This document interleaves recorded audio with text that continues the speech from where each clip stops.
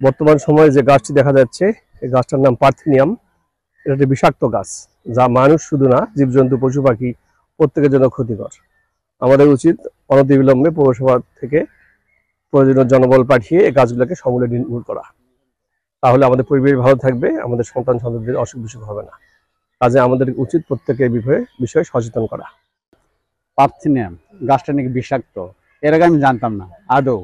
তো এ থেকে সকলে সাবধান হতে হবে, বিভিন্ন রোগ হতে পারে। এ থেকে আমার বন্ধু বলে গেল যে পৌরসভার কর্তৃপক্ষ যদি এখানে নিধন করে গাছগুলোকে, তাহলে পরিবেশ রক্ষা হবে, মানুষ রোগ থেকে মুক্তি পাবে। পার্থেনিয়াম নামে একটি গাছ স্টেশনে অনেকদিন পর একটা গাছ আমরা দেখতে পাই।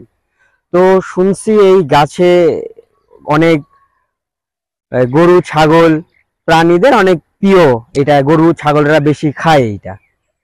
এই পার্থেনিয়াম যে গাছটা, এই গাছটা মানুষের গায়ে যদি লেগে তাহলে গা ফোসা পড়ার মতো ফুলে যায়।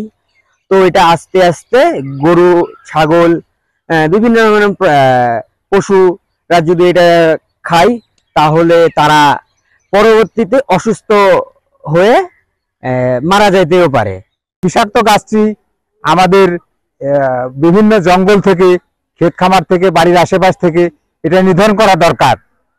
এবং এটা যদি কৃষি অফিস একটু নজর দেয়, বিভিন্ন জমির ক্ষেতে এই গাছগুলো অপসারণ করার জন্য কৃষকদেরকে উদ্বুদ্ধ করে, তাহলে অনেকেই হয়তো আমরা এর বিষক্রিয়া থেকে রেহাই পাবো। পার্থেনিয়াম আগাছা এটা আসলে খুবই বিষাক্ত শ্রেণীর একটা আগাছা। আমরা যে কোনো জানি যে এনি আনওয়ান্টেড প্ল্যান্ট, সেটাই হচ্ছে আগাছা, এটা কারোরই কাঙ্ক্ষিত না।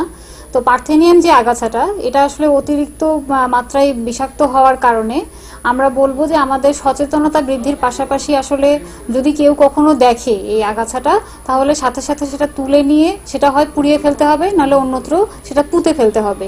কারণ এটা গবাদি পশু থেকে শুরু করে যে কোনো মানে প্রাণীকুলের জন্য আসলেই এটা যেহেতু বিষাক্ত, সুতরাং এটা দেখা মাত্রই আমাদের রগ আউট করতে হবে, তুলে ফেলতে হবে, অথবা এটাকে আমাদের পুড়িয়ে দিয়ে সেটা পুঁতে ফেলতে হবে।